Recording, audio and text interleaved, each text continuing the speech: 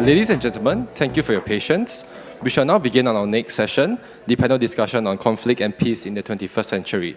May we invite the panelists up on stage for the session, please. Thank you.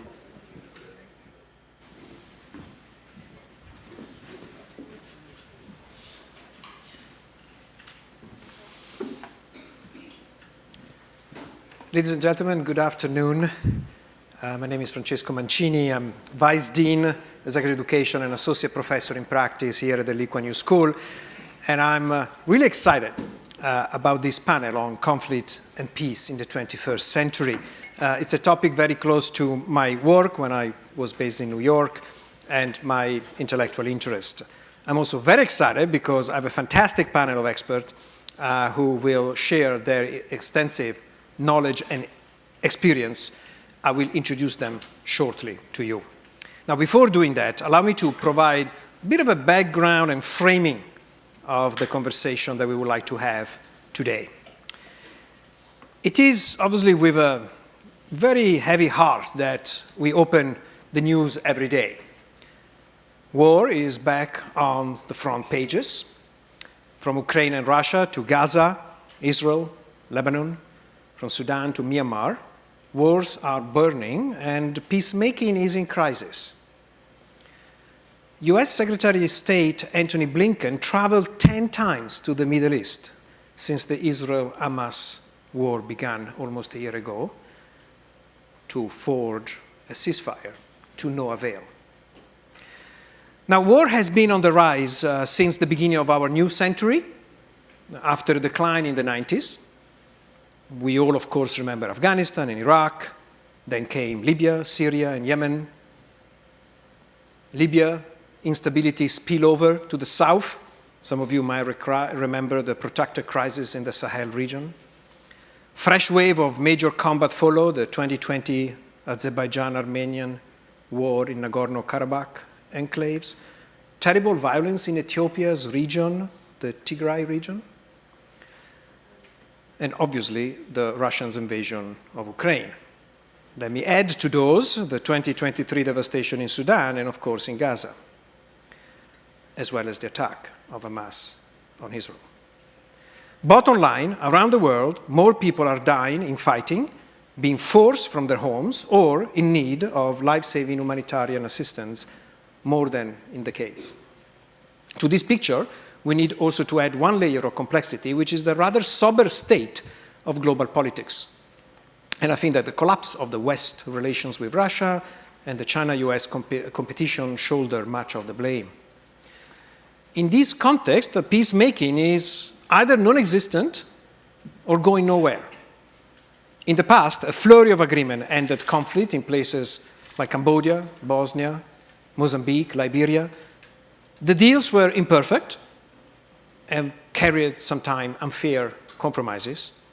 But still, they were the product of active peacemaking in which mediators opened room for diplomacy. Over the past decades or so, such deals have been few and far in between. I just remember the Philippines 2014 deal in the Bangsamoro region and the Colombia 2016 settlement of their decades-long civil war. But conflict now seems to end more through military force rather than mediated agreement. In fact, even the agreement in Ethiopia in 2022 was very much a cementing of the military victory of the government. And this past year, Azerbaijan took back control of Nagorno-Karabakh, ending a 30 years standoff over the enclave and forcing an exodus of ethnic Armenians. Maybe there is bright spots here and there. I would say that in 2023, there was the Iranian-Saudi rapprochement, which was the result of Iraqi, Omani, and Chinese mediation, and the recent agreement between the Palestinians, Hamas, and Fatah to end divisions, which was signed this summer in Beijing. All very welcome developments, but still rather inconsequential for the realities of war on the ground. It is still so far. And of course, in all this, the United Nations are nowhere to be seen. So it's a rather gloomy picture that calls for an understanding of the intractability of some of these conflicts and the diminishing mediation power of international organizations and states alike. So if I can put this in a rather unsophisticated way, what is going on? Why do we see this persistence of violence in so many parts of the world? And why building durable peace seems to be so elusive? Now, very lucky for all of you that we have three great experts to try to tackle some of these difficult questions. I will ask them to give some initial remarks, and we will then open up for discussions and questions from the audience. So get ready with your questions. Now, allow me to introduce our three panelists in alphabetical order. Their full bios are available to you on the Festival of Ideas website, so I will just introduce them with their current titles. First, Kishore Mahbubani, Distinguished Fellow at the Asia Research Institute in NUS. Michael Vatikiotis, Senior Advisor at the Center for Humanitarian Dialogue. And Wu Weimin, Regional Director for South and Southeast Asia at the Center for Humanitarian Dialogue. Please welcome them with a round of applause.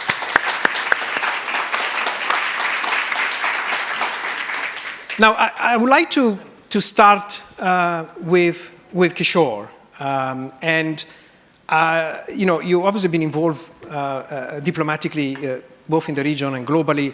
If I remember correctly from your memoir, your first post abroad was in Cambodia during the civil war there. So certainly familiar both as a practitioner as well as an academic. You actually started the Asia Peace Program here in NUS. How do you see this current global landscape when it comes to war and peace? How do we explain this picture? Can you give us a broad outlook on war and prospect for peace? Thank you, Kishore.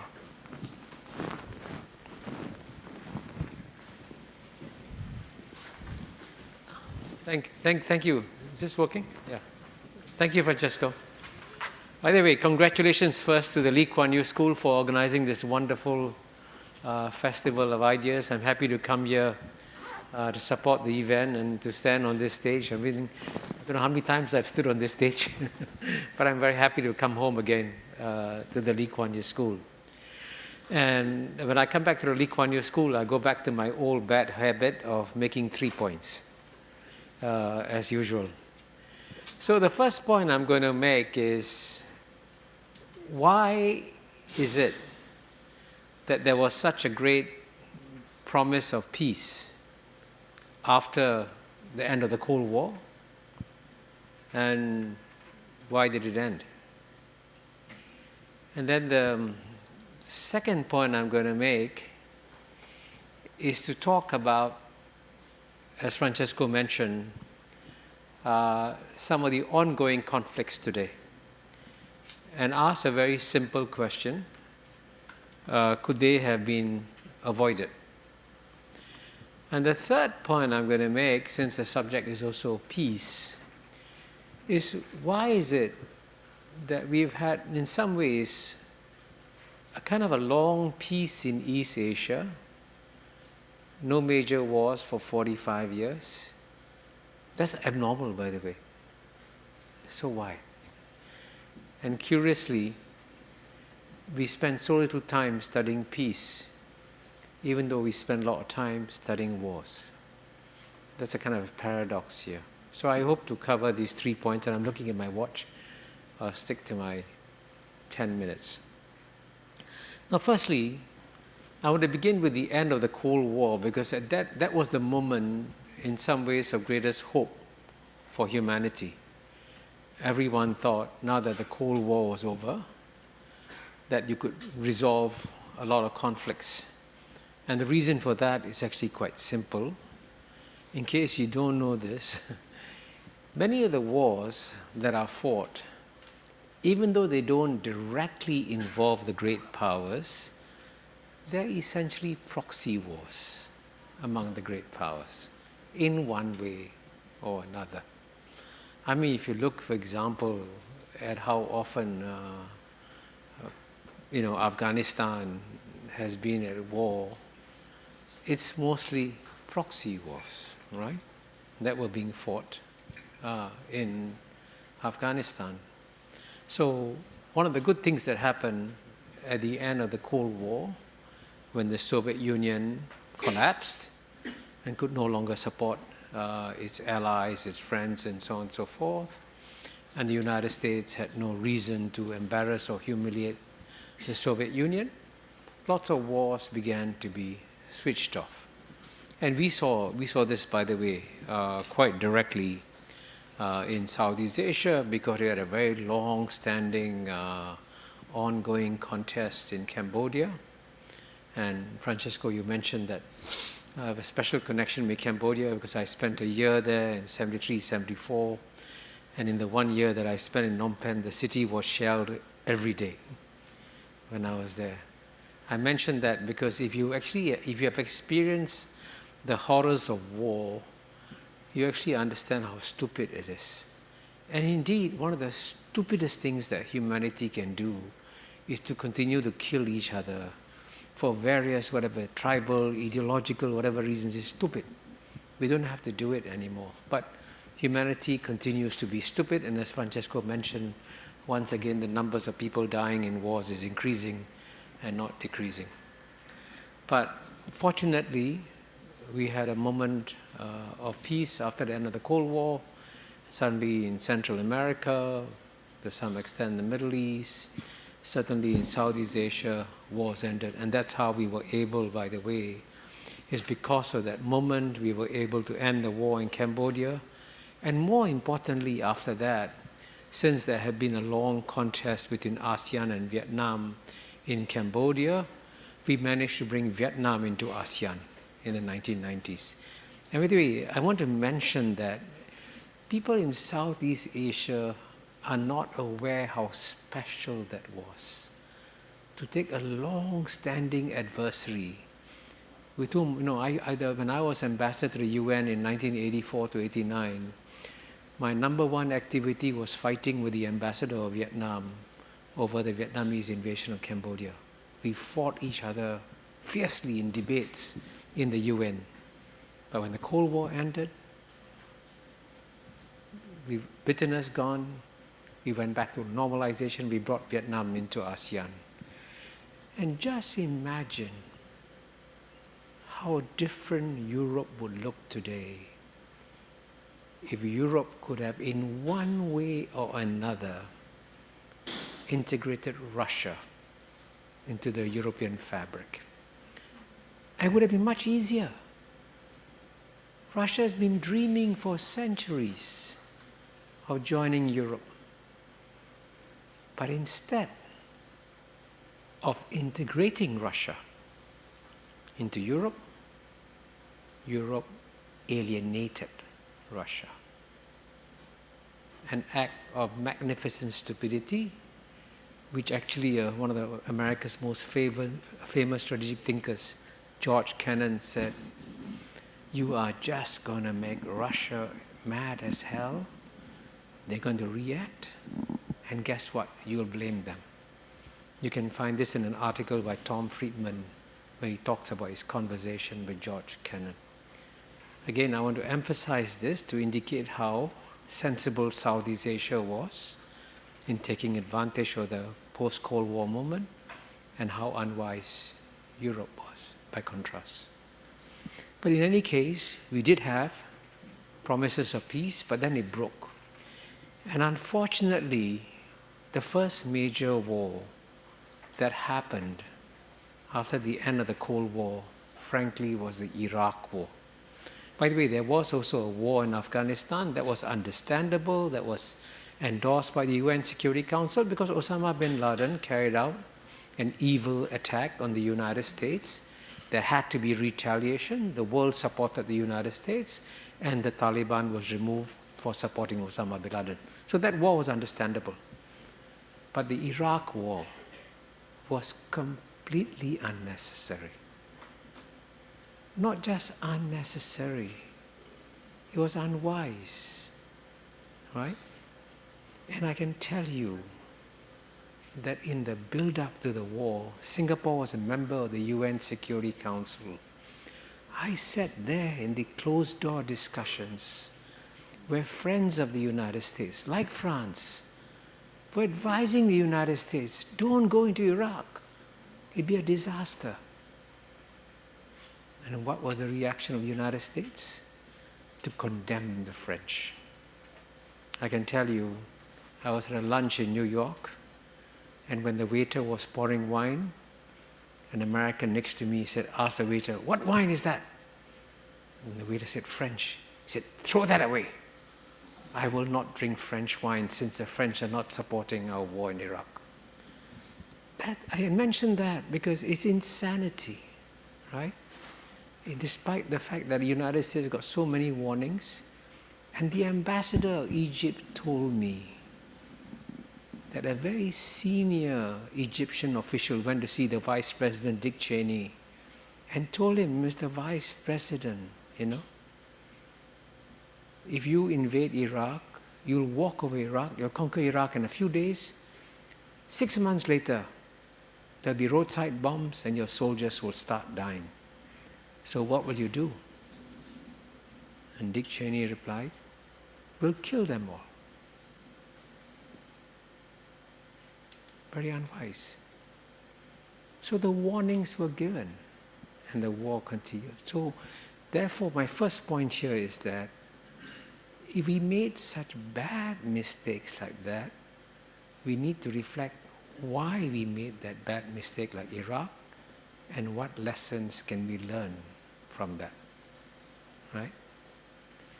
So my second point, therefore, is about the current wars, the painful wars in Gaza and in Ukraine. Could they have been avoided? And the reality is that they could have been avoided. In the case of Ukraine, so many eminent people had been warning of the dangers of wars in Ukraine. I mentioned George Kennan already. And then you had Henry Kissinger writing an article in the Washington Post in 2014, suggesting a peace formula for Ukraine. And if that peace formula he had proposed had been accepted, the war could have been avoided, right? Unfortunately, what he recommended was not accepted. And this is where I hope that the Europeans will also reflect on this. I can tell you that I had a one-on-one conversation with Henry Kissinger about a year before he died in October 2022. And we did discuss the Ukraine war. And he was lamenting to me in private about the inability of European leaders to think strategically and think long-term about what had to be done. It's very sad that the opportunity was missed. By the way, I must emphasize at the same time, to avoid any misunderstanding, that the Russian invasion of Ukraine is illegal. It was rightfully condemned by the United Nations. Nothing can be done to justify that war, but you can at the same time explain the war and also explain how it could have been avoided. And explanation is not a justification. It's a way of understanding what could have been different. And in the same way, we must also condemn the Hamas attack on innocent Israelis, severe loss of life, tragedy, and yet, could this have been avoided? Yes. Countries have been pushing for a two-state solution for decade after decade after decade.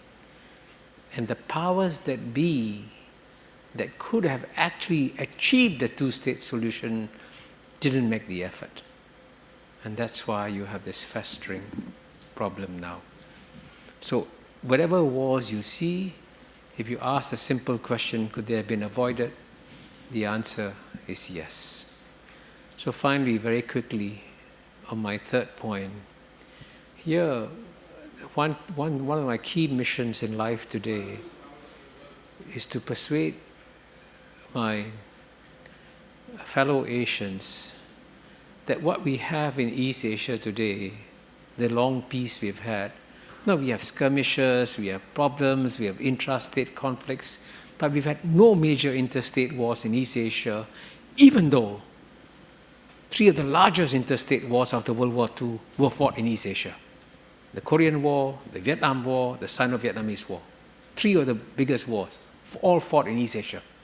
And then suddenly, 45 years of peace. But don't take this 45 years of peace for granted, please. Try to analyze why we have this 45 years of peace. Try to figure out what are the forces that brought this about. And I don't have time to explain it, but one of the most important explanations of this is the success of ASEAN. And ASEAN providing a platform for the East Asian powers to talk each other, understand each other, work with each other, and so on and so forth. So therefore, we in Asia must do more to support the cause of peace in Asia, and that's why basically, as Francesco mentioned, I've launched the Asian Peace Program. If you want to support it, please do so, because at the end of the day, I think the most important thing that is going to affect our future is whether or not we have war or peace in Asia. Let's celebrate what we have achieved and try to support it. Thank you. Great, thank you so much, Kishore. Perfect way to start with a broader picture and a wrap up in our part of the world, which gives me a perfect entry point to our second panelist, Dr. Michael Vatichiotis. Michael, you know deeply Southeast Asia. You've been engaged in many peace processes in the region. You also written a great book, Blood and Silk, that really delves into these dynamics of power and conflict in the region. Can you give us a bit of an outlook on the current situation in Southeast Asia? How do you think that some broader dynamics, maybe also a bit of the US-China dynamics, play in this part of the world? And of course, there is Myanmar, but are there any other hotspot that worries you? Michael. Thank you. Thank you, Francesco. I think, always following Kishore on these issues is always a little bit challenging, but I will, of course, do my best to argue with him.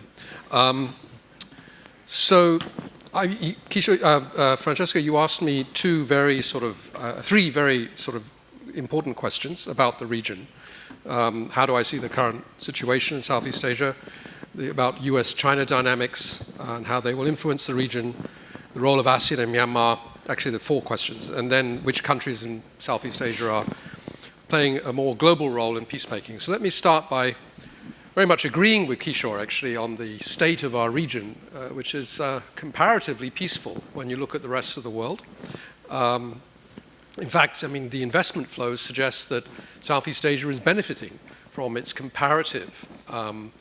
being a comparative haven of peace and stability compared with other parts of the world. With, of course, the notable exception of Myanmar, which is the largest conflict in this region, and it's an internal conflict. Of the kind there have been in other parts of Southeast Asia through history, but on a much larger scale and over a much longer period.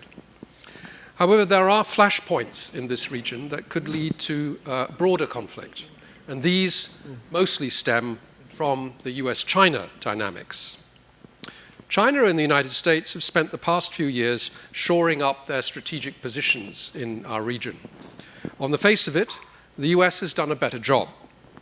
China's position on territorial claims in the South China Sea has sown mistrust and a degree of fear in the region. But equally, the United States is increasingly regarded as a pushy hegemon that is forcing countries in the region to take sides against China. And much has been made of a recent survey published by the Institute of Southeast Asian Studies here in Singapore that suggests that China is more trusted than the United States. I rather think that the truth of it is that Southeast Asians are loath to choose and prefer to form a balance that enables countries to benefit from relations with all the great powers. And there's a lot of history that demonstrates that working in the past. Now, overall, these geopolitical tensions in the region have weakened ASEAN, in my view. Sorry to disagree with you, Kishore. Some states prefer to defend China, and others are sharply critical. More recently, the United States has increased pressure on some ASEAN member states to more actively participate in a military alliance structure that has provoked China. And this has undermined already fragile ASEAN unity and consensus. The Philippines, staunchly pro-American, no longer trusts fellow ASEAN member states, which have not stoutly defended Manila's concerns about China's aggression in the South China Sea, in the Spratlys area, close to the Philippines. I'm reminded that the United States initially sought to create a NATO in Southeast Asia in the 1950s. SEATO, as it was called, was headquartered in Bangkok, a creature of the old Cold War. Only Thailand and the Philippines, interestingly, were members, fearing communist expansion in the region. SEATO folded after after America's defeat in Vietnam. And yet it's interesting that earlier this week, in a press conference, in a presentation in the United States, the Assistant Secretary of State, Dan Crittenbrett, raised the old memories of SEATO and said, well, maybe we're not going to create a NATO in Asia, but we shall see. He didn't rule it out. ASEAN's weakness in the face of mounting geopolitical polarization explains why the group's response to the conflict in Myanmar has been lackluster at best. Yet I tend to think we're asking too much of a loose regional grouping whose main goal is to prevent interstate conflict rather than resolve internal conflict and state fragmentation, which is what we see in Myanmar today. Non-interference and the defense of sovereignty lies at the heart of ASEAN's rationale. Myanmar's slow fragmentation presents a challenge to neighboring states because the country's borders are in flux and there's no legitimate central authority to deal with. To be sure, the Myanmar conflict presents ASEAN with a thorny problem: how to deal with emerging substates that are unlikely to declare themselves as formal nation states, which means there are no legal mechanisms for dealing with them. The parallel, in my mind, is what we see in Syria over the last decade, where you have a series of sub-states that no one knows how to deal with because they're not formal states. And this affects aid flows, this affects stabilization. It's very hard to deliver aid and to help emerging sub-states with whom you have no legal relationship. It's the first time, I think, in this region's recent history that a state is actually collapsing. Related to this is the question of whether ASEAN is an effective guardian of regional peace and security, back to Kishore's point.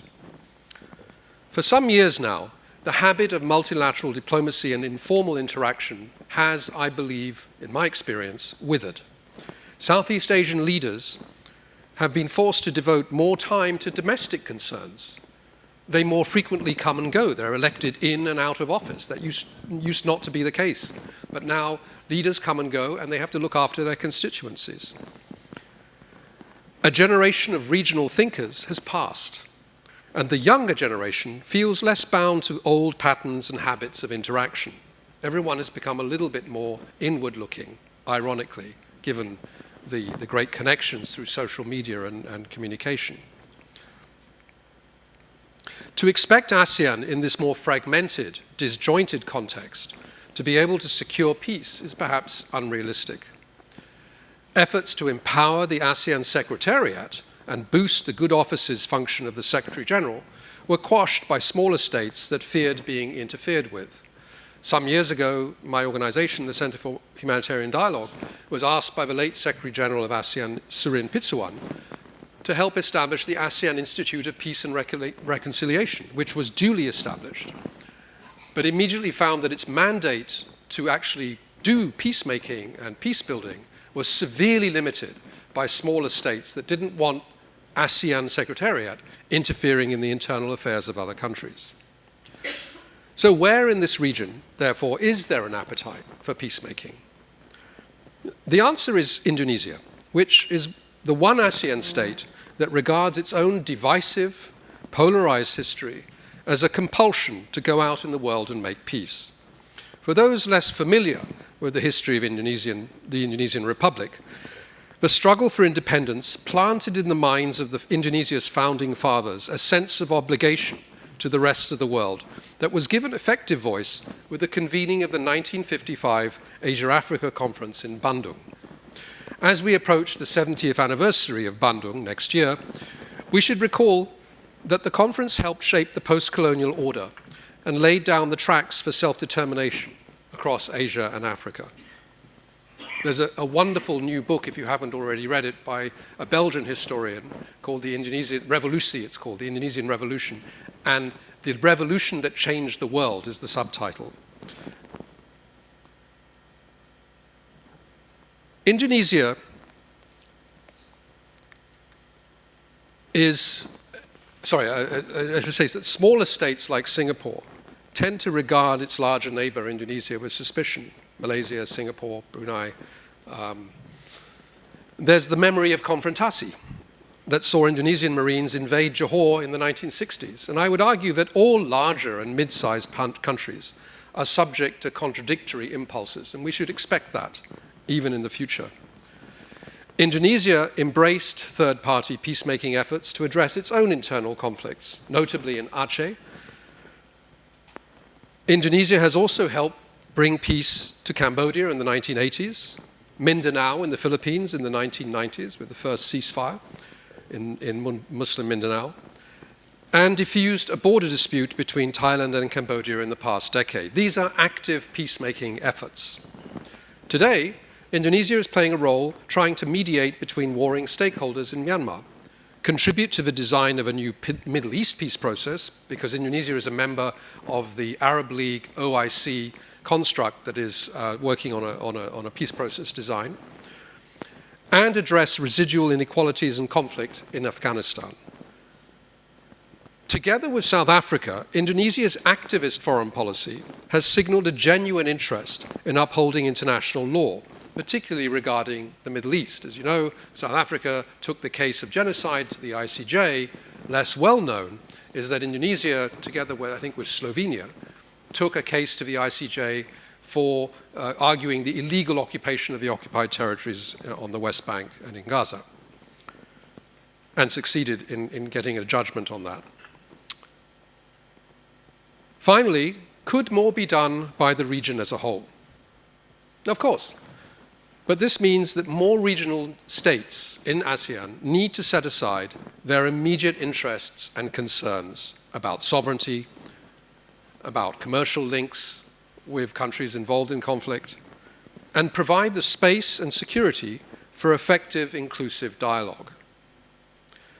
I'll just end by saying that I very much agree with Kishore that these conflicts that he talked about earlier can be avoided, should have been avoided. I think Southeast Asia has generally avoided interstate conflict very successfully due to ASEAN's role and existence. But with this geopolitical tension that we face between the US and China and state collapse in Myanmar, ASEAN is very much challenged, and probably we should make a greater effort to make sure that peacemaking efforts lie at the heart of ASEAN policy. Thank you for listening.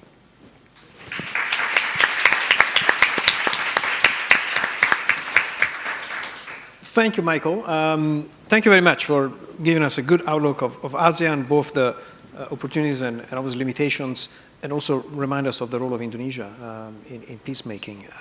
This was fantastic. I want to now give the floor to our third panelist, Ms. Wu Huimin. Huimin, right now you are heading an organization, the Center for Humanitarian Dialogue, here in this region and also in South Asia, which is deeply engaged, actually, in peace efforts on multiple fronts.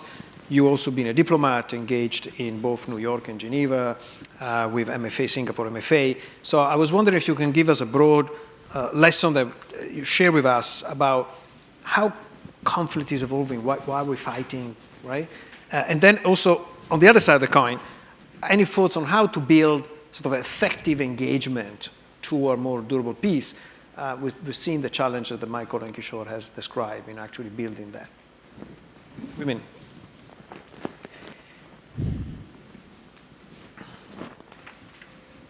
So thanks very much, Francesco, for having me, and lovely to see everyone. I don't know what lessons I can bring after Ambassador Kishore as well as Michael, but we'll do my best. I think there are 3 points that you have raised, and I will dive first into the first question of why do we fight? Followed by what are the lessons that we can learn from the conflict landscape, as shared by Ambassador Kishore as well as Michael, and then finally, how can we forge durable peace? So, why do we fight? There's a very interesting experiment that was run by Harvard professor Daniel Shapiro, where he brings participants into a room and then he splits them up into 6 groups. And in these six groups, he'll have each group discuss various questions such as what is the most important value for your new tribe. After 50 minutes of this discussion, he then tells them, okay, of all of your groups, you now have to choose one tribe to represent all of you.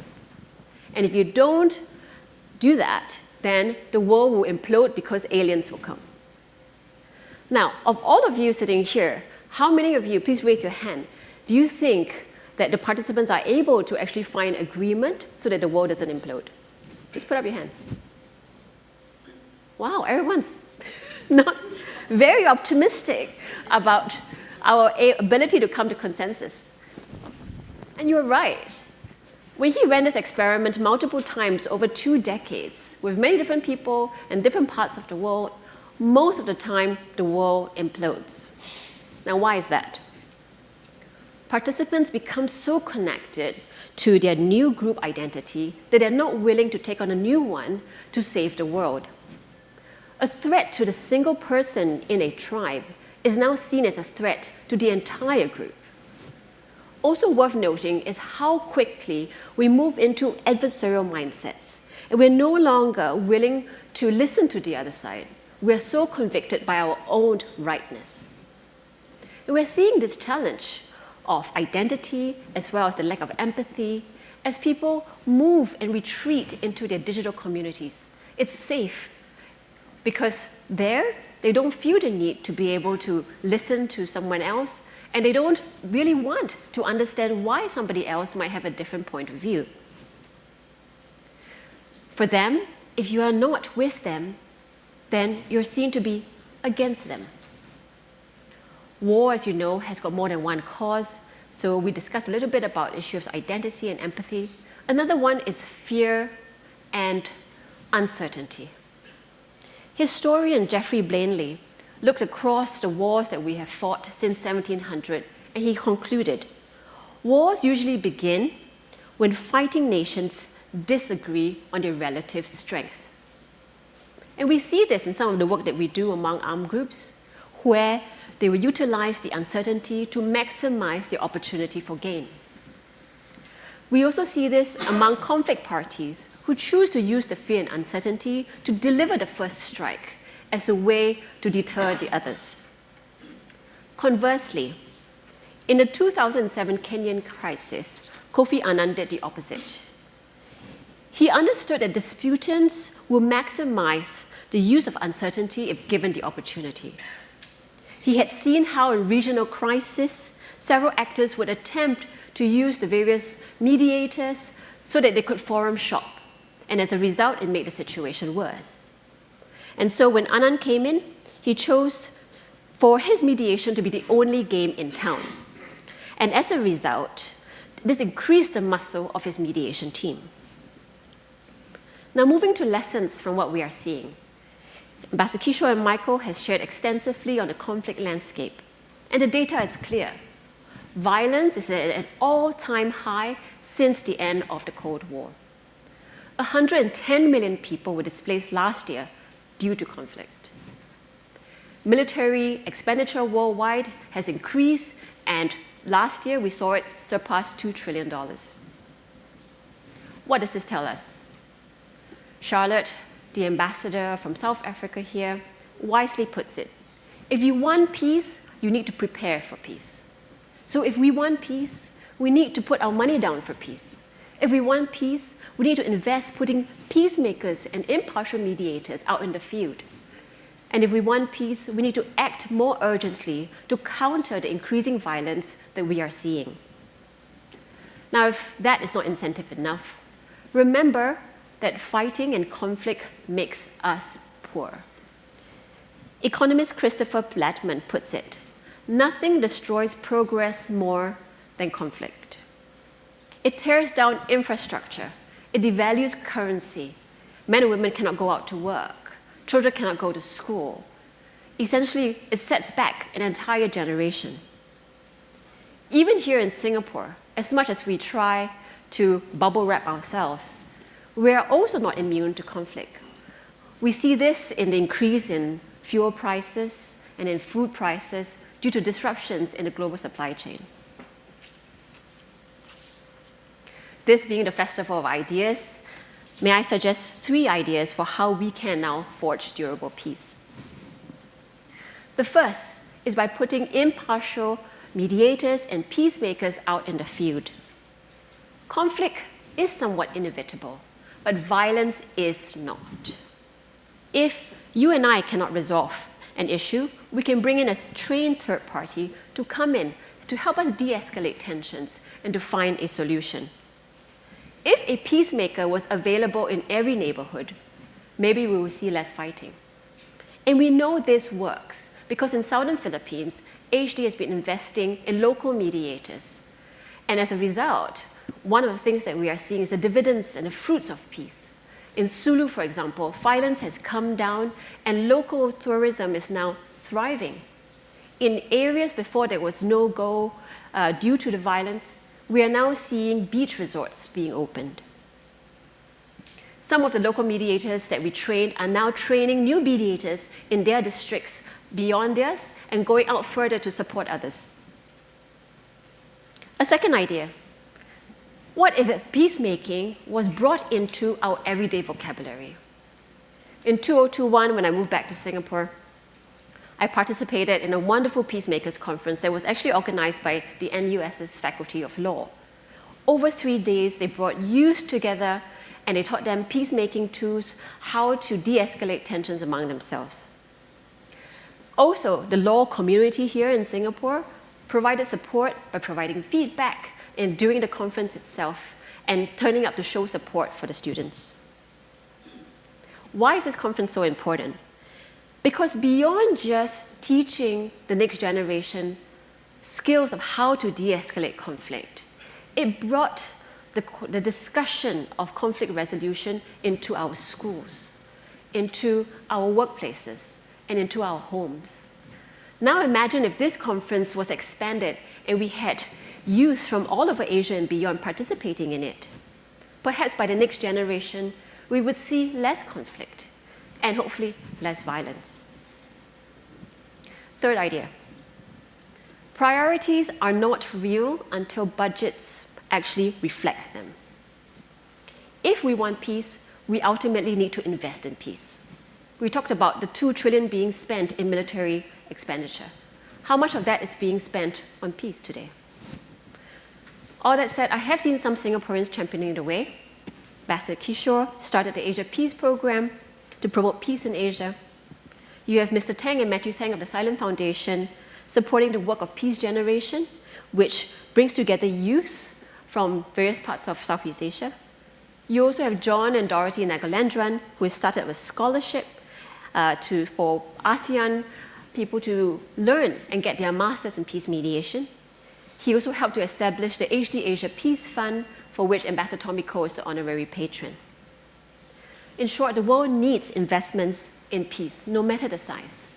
Then can we see durable peace.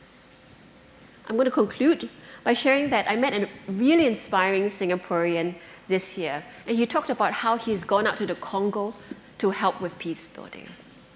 He shared with me some stories, and I will close with what one of the Congolese said when asked how the conflict can end.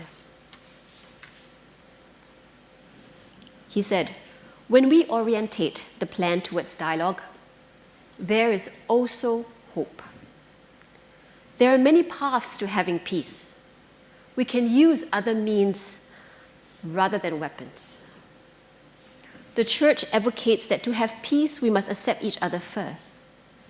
If you love the other, then you will also have peace. We just want peace, nothing but peace." Thank you.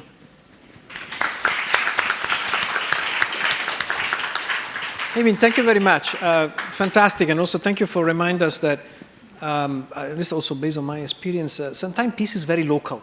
It is very local. Of course, geopolitical, global, and regional forces matter, Sometimes some of the dynamics are extremely local, and unless you interact at that level, it's going to be hard to forge peace.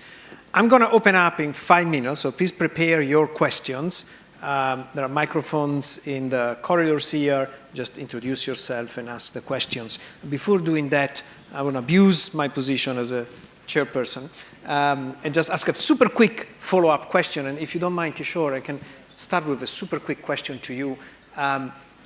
I want to ask you a question about small states. You have been a diplomat for a small state, Singapore.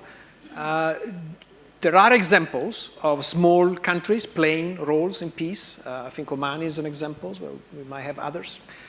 Do you see a role for small states today to help peacemaking? Or do you think that the geopolitical context is so risky that for small states it's not a good proposition? Yeah. I think Francesco wants to get me into trouble. I once wrote an article saying small states should act like small states, and I got slapped left, right, and center. No, I still think there is room for small states. But if you don't mind, very quickly, please. I just want to compliment what Michael said about ASEAN. And Tomiko is right when he says institutions suffer when they only have, uncritical lovers or unloving critics. What institution needs a loving critic, and Michael has been a loving critic of ASEAN, and I must say he's right about describing the weaknesses of ASEAN. But at the same time, to complement what Michael said, you must always compare apples with apples, okay? You must compare regional organizations with regional organizations. I want you to take a quick mental tour of the whole world. Go to every region of the world, okay? Go to Latin America and ask yourself, has the Latin American regions outperformed ASEAN? Okay, they've kept the peace in Latin America, but in terms of growth, they have completely stagnated, right, over the last 20 years or so.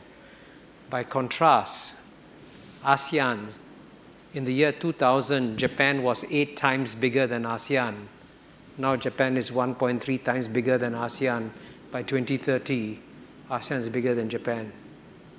No other region can match what ASEAN has accomplished in terms of economic growth. You go to Africa. The African Union, as you know, to be fair, has incredible problems to deal with and cannot match the growth of peace and the combination of peace and prosperity that ASEAN has provided. Go to the Middle East. I mean, Middle East, you just have war after war after war. There is something structurally wrong down there. We've had peace after peace after peace. Only ASEAN can do that. You can go, if you want, to Northeast Asia, right? They don't even have an association of Northeast Asian nations. They can't get to a starting block in terms of creating a regional organization among themselves. And then if you go to even to the European Union, much richer, much more prosperous than ASEAN, right? Clearly. But they showed incompetence on Ukraine, right? Plus, it broke up. It had Brexit. Plus, in the year 2010 to 2020, did the European Union, whose combined GNP is 5 times larger than ASEAN, did the EU add more to global economic growth, or did ASEAN add more to global economic growth? You know what? ASEAN did. So, you look around the world, if you compare apples with apples, no other regional organization can match what ASEAN has done. And I emphasize this because I agree with Michael. We should point out the weaknesses, the challenges that ASEAN faces. But at the same time, especially Singaporeans, you have this wonderful ASEAN umbrella over your head, and you're shooting holes in it. I mean, stupidity, Why don't you cherish what we have in Singapore vis-a-vis ASEAN? And if you ask me what small contributions small states can make, to be very honest, Michael is right when he said that some of the small states in ASEAN were wary of some of the initiatives that Surin Pitsuwan took. But at the same time, those who work inside ASEAN know that some of the smaller member states are the ones driving initiatives and change, you know. But this is also because, let's be very candid about this, because of the magnanimity of Indonesia, especially Suharto allowed the smaller countries to run. So initiatives like the ASEAN Free Trade Area was a Singapore initiative.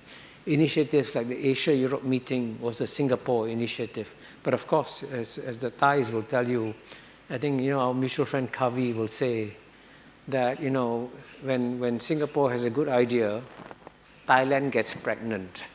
So Thailand carries the idea. So that's what small states can do. But it's very important, frankly, for a small state, especially like Singapore, to be very careful, to not get too pushy, to push across ideas, let the merit of the ideas carry the ideas, but we shouldn't be too pushy in those things. Can I just follow up, because yes, I slightly disagree with the apples and apples things, because it's actually in reality apples and oranges. So I actually have some experience in this, because I'm a bit of an idealist about ASEAN and in the way in which it's preserved regional security over the years. So I took the idea recently to the Levant, to that part of the Middle East, which is basically Lebanon, Syria, Jordan, and Iraq.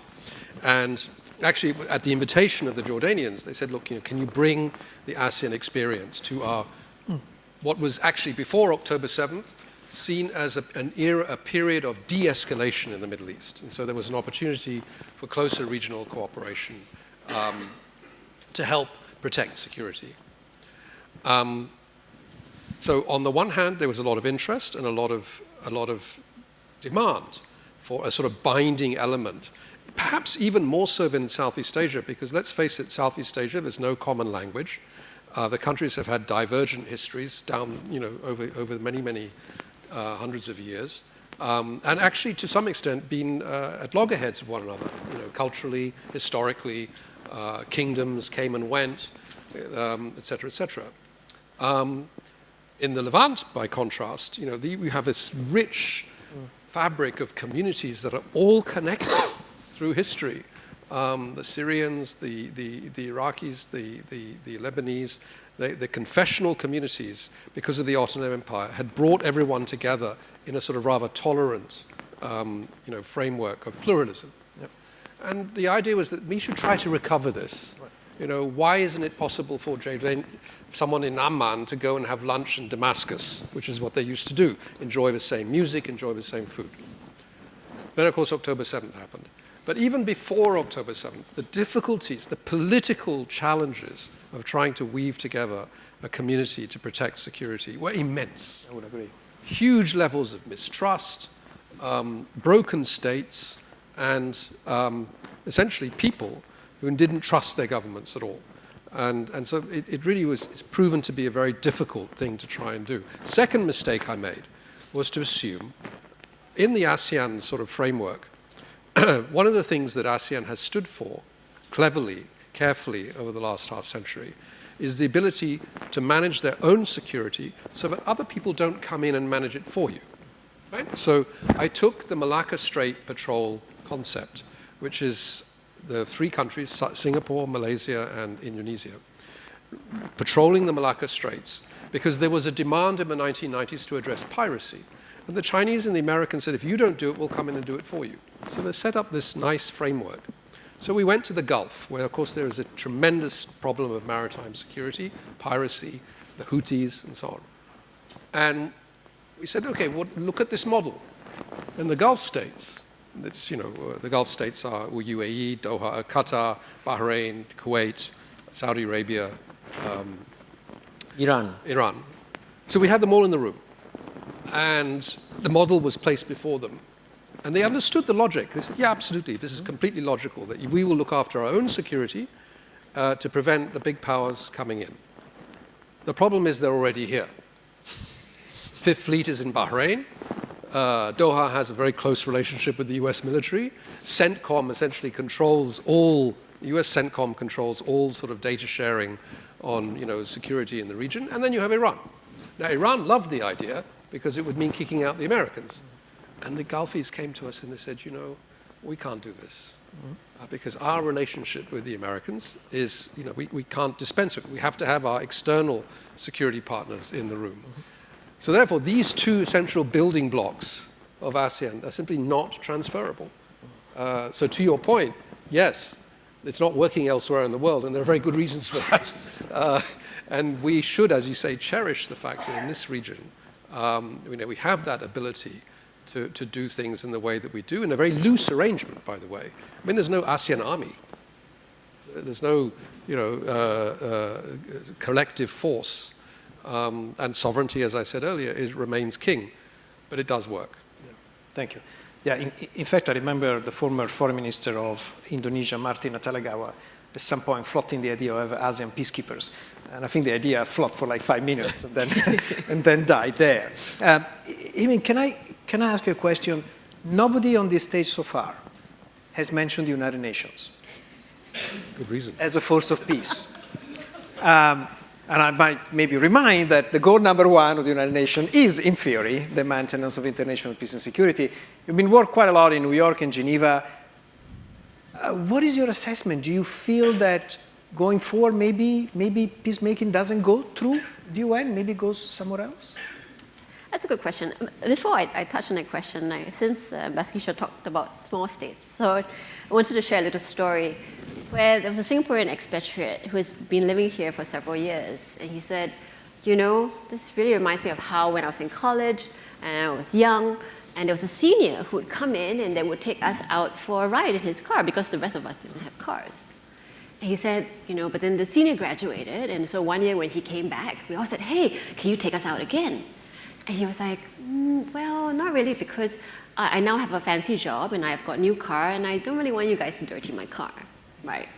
And so he said, that's a little bit of how he felt about Singapore, that now that we have a lot, we kind of hoard what we have, right? We say, and we hide under the umbrella of us being a small state and not being able to do much. We say, we can't support this, we can't do that because we don't have enough people, we don't have enough resources.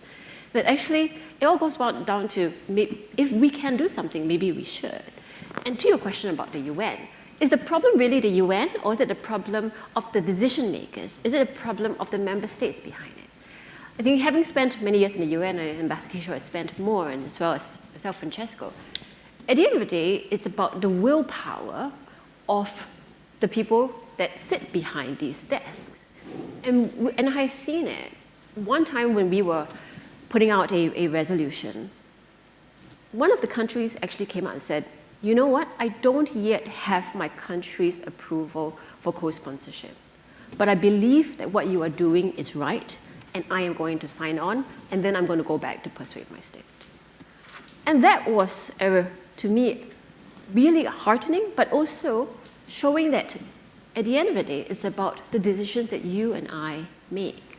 So does the UN have a role to play still in peacemaking and mediation? Absolutely yes.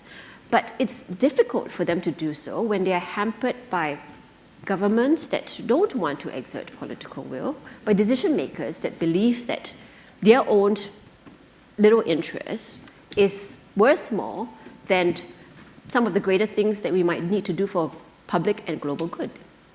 Thanks for that. Time to open up. Let's hear some questions. Please, sir. I saw you first. You can also line up at the microphone. Maybe we take a couple of questions. My name is Ing. Just a few quick questions. I'm mindful of the time. I read somewhere that America has more think tanks multiple times over than the rest of the world combined.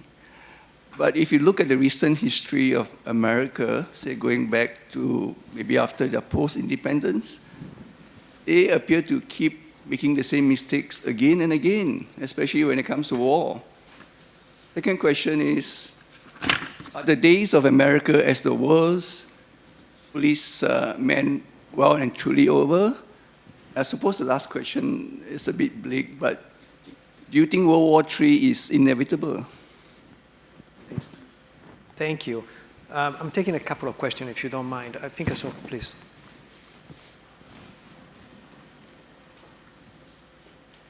Thank you so much. My question is specifically about the Sahel region, which has been sort of mired in conflict for so long now, and with military rule sort of taking over most of the countries there. I just want to know your views on, is it even brave for us to hope that we might be able to forge sustainable peace when the place to reason itself is so less, given how maybe past mediation efforts have sort of failed, and 3 countries just within the span of the last year have fallen into military rule. So in such a situation, is it, how possible is it for us to hope for such sustaining peace, and how does it impact all of us around the world that the instability in Africa is so rampant? Great. Sam. Thank you. I'm Sam. I'm from the Lee Kuan Yew School. I'm a staff, and I'm also a student of intelligence and security currently at a postgraduate level. So in the course of my research, I would like to ask these questions, particularly to Professor Kishore Mahbubani. The first thing is, Russia says that it's a military operation in Ukraine. It doesn't say war and this and that, it just say military operation. Now, first question, is Russia worried that if Ukraine joins NATO, it will end Russia's military power and influence in the world, or at least in the European region? The second question, Donald Trump says that he can stop this war via a phone call, even before he's elected president. What do you think Donald Trump can, what do you think he can do, and what do you think Donald Trump, if he wins, can bring an end to this disastrous war and push forward to peace? Thank you. Thanks, Sam. Please hold your questions. I want to address these 3 questions, just sharing. You kind of pick and choose. Michael, should we start with you? Take the Sahel. Actually, I'm very glad you raised the issue of the Sahel, because it speaks to an aspect of conflict that we haven't covered here today, which is climate change. Climate change is the largest driver of conflict in Africa. More than 40 million people displaced because of climate change. Displacement leads to conflict. The way it works is that you, as a displaced person, move into an area occupied by another community. You may have passed through in the past.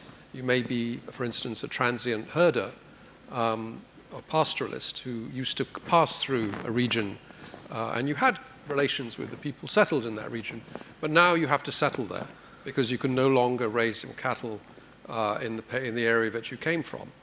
This has caused huge levels of conflict in the Sahel. I believe it's also driven, in the past we've also looked at the emergence of these Islamic extremist groups like Al-Shabaab or Boko Haram in West Africa as a product of Islamic ideology. I would argue it's actually largely the product of climate change, because as people are displaced, they move into new areas, there creates conflict, and people then turn to either crime or extremist ideologies in order to cope. Nigeria has a huge problem. The population of Nigeria is likely to exceed 400 million in the next 20 years. That's massive. And most of the people living in the northern part of Nigeria are moving down into the central part of Nigeria because of climate change. The bad news is that this is coming our way.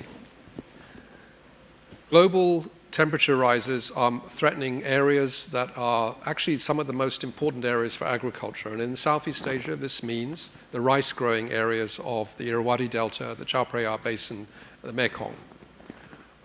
It's not just rising sea levels, it's also rising average daily temperatures. So if you have, for more than 30 days of a year, in excess of 45 to 50 degrees, agriculture becomes almost impractical. Because people still have to work in the open fields.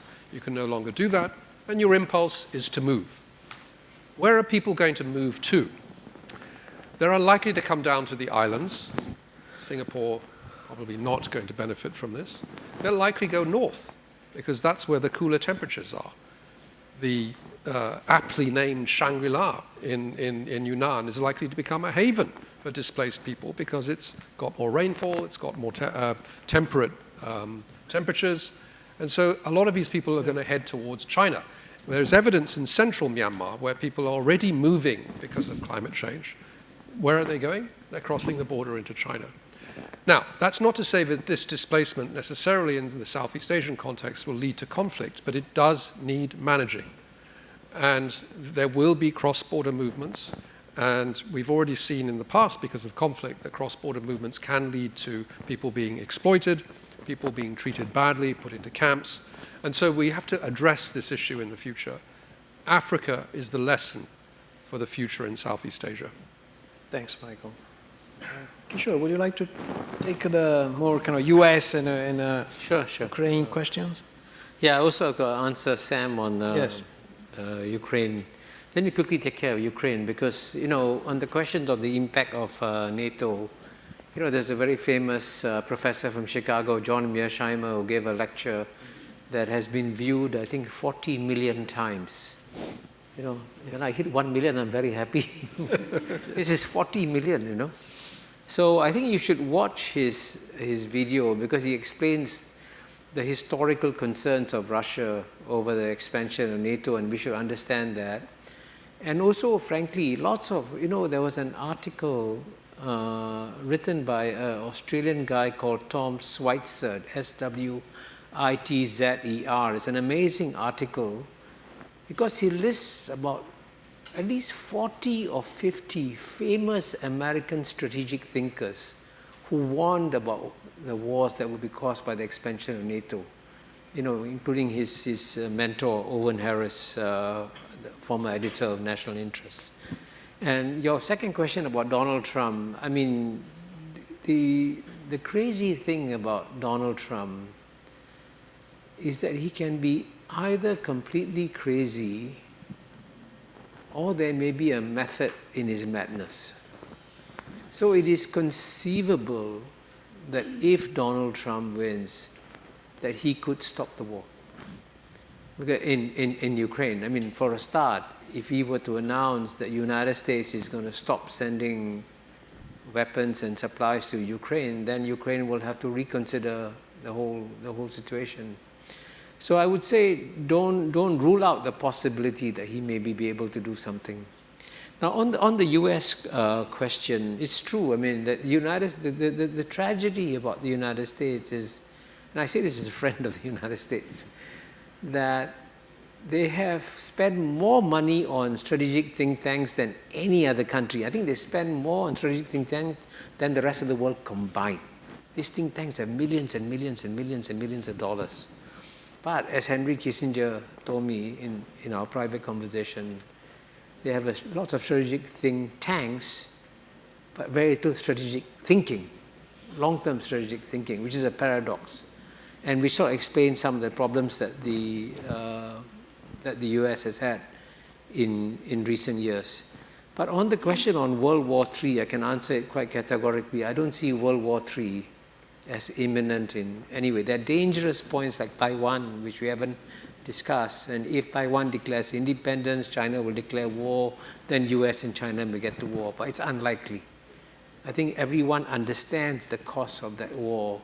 And that's the reason why, if you notice in the second half of the Biden administration made a major effort to stabilize the US-China relationship. And I must say successfully. So you notice that things have actually calmed down significantly compared to where they were 2 years ago.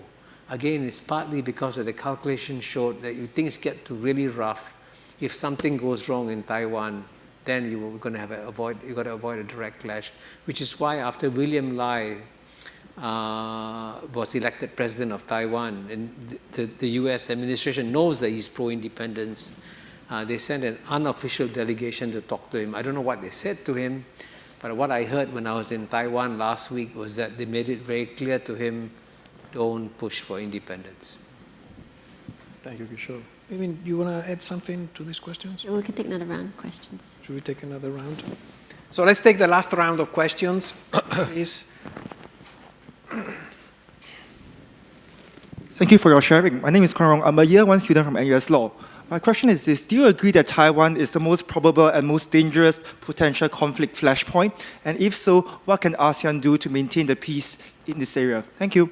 Thank you. Hi, before I speak, I should maybe introduce myself. I'm Ahanta, and I represent the Baha'i International Community, which the New York office works closely with the UN, and we now have presence in Jakarta, which tries to work with ASEAN as well. And as we know that the Summit of the Future is trying to propose a new tomorrow, a new future. And yesterday there was an event hosted by the BIC at the UN, which tries to talk about a second UN charter. There is a document as well that was released recently by, it's a statement of the Baha'i International Community on the occasion of the United Nations Summit of the Future. It's called Embracing Interdependence, Foundations for a World in Transition. And on a side note, if anyone's interested, we could discuss about studying this document together. But I think I would like to read out what one main proposal of this document is. Can you make that into a question? Yes, yes. Thank you. The document actually proposes that conflict cannot be overcome until and unless the central organizing principle of governance is the oneness of humankind, where we acknowledge that all of humankind, every single member state, whether it's individuals, whether it's countries, communities, we are all integrated and interconnected. So I just wanted to know your thoughts about how this realization of the oneness of humankind could be promoted. Thank you. Thank you. Thank you very much. Thank you very much. My name is Arthur. I'm a master's student here at the Lee Kuan Yew School. I wanted to hear your insights on Northeast Asia, because today we've talked about peace and stability in the East Asia region as a whole, but the focus on Northeast Asia has been a bit light, and especially in the case that we've had a lot of emphasis on the existence of regional organizations such as ASEAN, but Northeast Asia, with Korea, Japan, Taiwan, China, North Korea, we don't see a similar institution. However, we are still able to see a somewhat lasting peace, if we're to call it peace, in Northeast Asia. And especially in a region that is truly straddled between different ideologies and different political climates, I wanted to hear your insights into the matter and see whether there are things that ASEAN can learn from this region and vice versa, where Northeast Asia could learn from ASEAN. Thank you very much. Thank you, Arthur. We'll take the last question. Annemarie Schleich, adjunct fellow at RSIS. Congratulations to the three presentations, really great and inspiring. I have one statement or one comment to what Kishore was saying, and one question. Coming from Germany, you may understand that I would have different ideas and convictions about the start of the Ukraine war by Russia. And I just wanted to remind you that there were, in 2014, the Minsk Agreement, which was signed by Ukraine in order to prevent the Russian forces to advance further on the Crimea. There was also in 2015 the Minsk II Agreement, all sponsored by Germany, by France, as well as the OSCE, and together with Ukraine and Russia. So there were efforts to prevent what is happening and what's happened. My question is actually, what about these various new or old, smaller geopolitical developments with the Quad, for example, with the BRICS, and with AUKUS about 3 years ago? What kind of impact do they have on ASEAN and the ASEAN cohesion? Thank you. Thank you very much. So here, Mission Impossible, we have basically a couple of minutes to answer 4 very difficult and complex questions. Why don't we go in reverse order, and we'll start with Imin. Do you like to pick any of those? So I think to the question about ASEAN and what ASEAN can do, so I was part of a simulation that was really interesting, and it included active ASEAN officials. And they talked about what happens if there's a crisis in Taiwan. And then, so all the ASEAN delegates came together, and they said, okay, we need to come up with a statement. And then as the simulation progressed, and it got more complex and difficult, the group went back and says, we need to come back with a harder statement.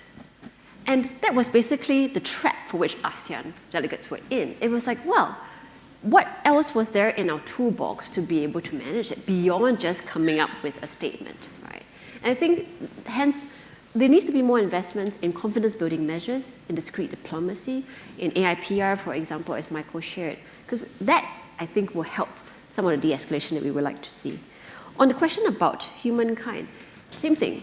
When we run training and we do, again, negotiation exercises, I can tell you that every time the outcomes are different because the people that sit in the room are different, right? And that drives what the outcomes would be. So yes, if people believed in humankind and that we cared for each other, the world would be a different place. I think the last one I will just touch on is about what ASEAN and Northeast Asia can learn together. The answer, of course, is lots. But why is it that we always sort of segregate and we say, okay, yes, there's this entity, ASEAN, there's the South China Sea, there's the Bay of Bengal, there's Northeast Asia. One of the work that we do, as Michael shared, is actually on climate and peacemaking out of the South China Sea, where we have brought together various science professionals, government-appointed scientists, to look at the fish stocks that are depleting in that area. And the reason is because fish don't have passports. They are not going to be thinking, oh my gosh, I'm part of ASEAN or I'm part of Northeast Asia. What happens to the fish stocks is going to affect all of us in terms of livelihoods, food security, and so forth. So I think really we should be thinking about less silos and bring people together. Thank you. I'll very quickly take the question on China. It was a very, I mean, you're right, we haven't really talked about China, or we've talked of China, but not about China. I was in Beijing last week, and I had several discussions with think tanks, with prominent academics, and I have to say, although it's often hard to consider this a serious issue, but in fact, China is very focused on peacemaking at the moment. China wants to be a global mediator. As you can see from what happened just this year, China mediated at least the final stages of an agreement between Saudi Arabia and Iran that took everyone by surprise. China has also held 2 meetings this year with Palestinian factions. So they're serious about addressing what they like to call global hotspots. Now, it's very interesting to see the terminology they use. Instead of using the word conflict, they prefer an indirect term, hotspots. And instead of talking about conflict resolution, they talk about settling down. I think perhaps it's a sort of rather patronizing approach they would have taken with neighboring states in the imperial period. But the idea is settling down conflicts through, and they don't like the word mediation. There's a Chinese word for mediation, Woshan, I think. They don't like it. They don't like mediation. They want to use the word coordination and cooperation. I will just end by saying that the problem with the Chinese approach is it's very principle-driven. And if you look at the General Security Initiative, it's all about principles. Some of them are very laudable principles, equality and security being a particularly important one in today's world. When it comes to actually implementing the principles, they're extremely risk-averse. China are very face-driven. They don't want to fail. And of course, successful peace diplomacy is risk-prone. You have to take risks in order to achieve something. They're also fraught with contradictions. I mean, they want to make peace in Ukraine, but at the same time, they support Russia in the war. Well, they're inclined to give Russia a bit of a pass because it keeps the Americans tied up. Because if the Americans were not tied up with Russia and Ukraine, they would be coming our way. And then lastly, I think they're also, their system is very constrained and difficult. It's not just hierarchical. Under Xi Jinping, the leadership is obviously become very hard, very hard in terms of decision making. And there's very little leeway for people to debate policies. And I think that's actually, again, in the peacemaking realm, you need to have that creativity in the system. And that's not so evident. So yeah, I think China is becoming an important player in the peacemaking world with all the constraints. Thank you, Michael. Kishore. Since we are past the time, there are 4 questions. I'll give one sentence answer to each Please. 4 questions. On whether ASEAN can play a role on Taiwan, the answer is no. It's too complicated an issue, and ASEAN can't do it. The second, on the question of oneness of humanity, oneness of mankind, I think that's an idea whose time has come. And frankly, if humanity was intelligent, it would realize the message from climate change is that borders don't matter. Climate change doesn't respect borders at all. So we've got to realize that all 8 billion of us on the same boat, we've got to work together to deal with climate change. On the whether Northeast Asia should learn from Southeast Asia or Southeast Asia learn from Northeast Asia, I think Northeast Asia is much more prosperous than Southeast Asia. We should learn how to grow our economies from Northeast Asia, but Northeast Asia should learn from Southeast Asia how to overcome distrust and form a genuine regional association. Finally, on the other organizations, BRICS, AUKUS, and I think some are sunset organizations, some are sunrise organizations. And one of the surprising ones that's a sunrise organization is BRICS. Lots of countries applying to join, including friends of the United States, and Malaysia too is joining. So I would say, put your money on sunrise organizations. Great, masterfully done. Thank you very much. Apologies, we ran over time a little bit, but I thought it was a very engaging conversation. Please join me to thank very much our 3 panelists, Kishore, Wimeen, Michael. Thank you very much. And thank you for joining the Festival of Ideas. Have a good rest of the day. Thank you. Thank you. May we now invite the panelists on stage for group photography, please.